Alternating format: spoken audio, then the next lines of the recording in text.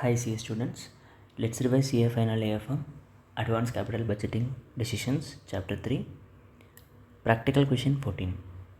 The Textile Manufacturing Company Limited is considering one of two mutually exclusive proposals, Project M and N, which require cash outflows of 8,50,000 and 8,25,000 respectively. The certainty equivalent approach is used in incorporating risk in capital budgeting decisions. The current yield on government bonds is 6% and this is used as the risk-free rate. The expected net cash flows and their certainty equivalents are as follows.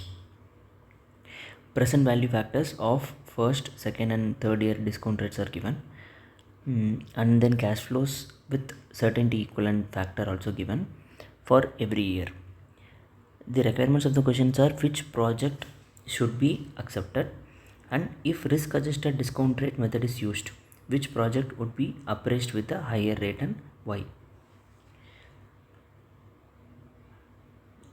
Now going with first requirement, we need NPV, wherein we have to use the certainty equivalent cash flows. It is same as the probability questions and which we have seen in illustrations. So we have to multiply with the cash flows with certainty equivalent factor, and then we have to discount it with the respective year discount rates, and then we will find the NPV. So going with that, project M and project N, the initial outlay is 8,50,000 for project M and 8,25,000 for project N. Then 4,50,000 into 0.8 into discount rate of first year, then 5 lakh into 0.7 into discount rate for second year, then 5 lakh into 0.5 into 0.84 for third year. We are getting a annual cash flows of certainty equivalent cash flows of 8,60,980, which is discounted. Then if we reduce with the initial cash outflow, we are getting an NPV of 10,980 in case of project M and 1,71,315 in case of project N. In this case, we are considering government bond yield, which is risk-free return 6%, which is used for certainty equivalent cash flows.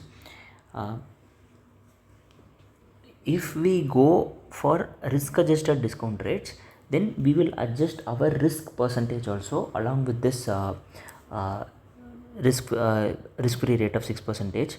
Then we will find out the NPV, and after adjusting our risk, if still the project is giving a positive NPV, then only we will go ahead with the project, because the more risk, the more returns, right? That will be the businessman's mindset. Now coming up to our question, in this case, as we can see, project N NPV is higher, so project N is accepted by the normal certainty equivalent NPV. Now going up to the next requirement, if risk adjusted discount rate method is used, which project would be appraised with a higher risk and why.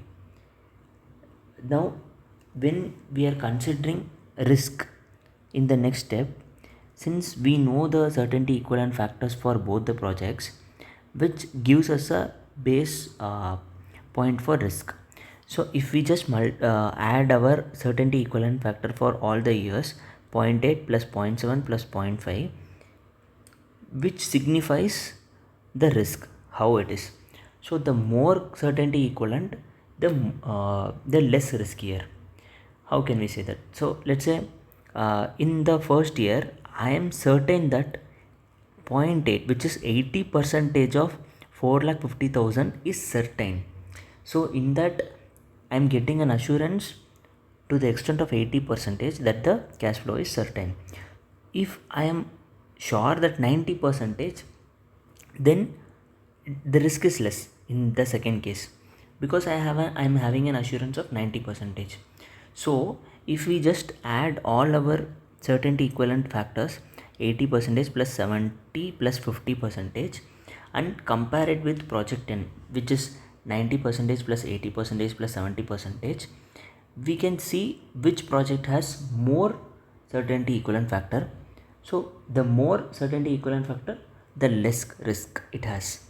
So in our question, we have two, the certainty equivalent factor of project M is 2 and the certainty equivalent factor for project N is 2.4. So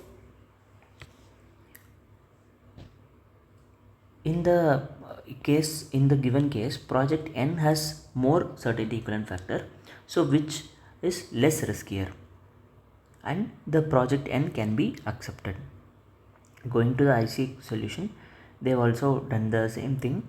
Certainty equivalent coefficient of project M2 is lower than project N 2.4. This means that project M is riskier than project N. As higher the riskiness of cash flow, the lower will be the certainty equivalent factor. If risk adjusted discount rate method is used, project M would be analyzed with higher rate. So they are telling, if we follow risk adjusted discount rate, then project M would be analyzed with a higher rate, as it is giving us a less return, and the risk also is more in the project M. Thank you.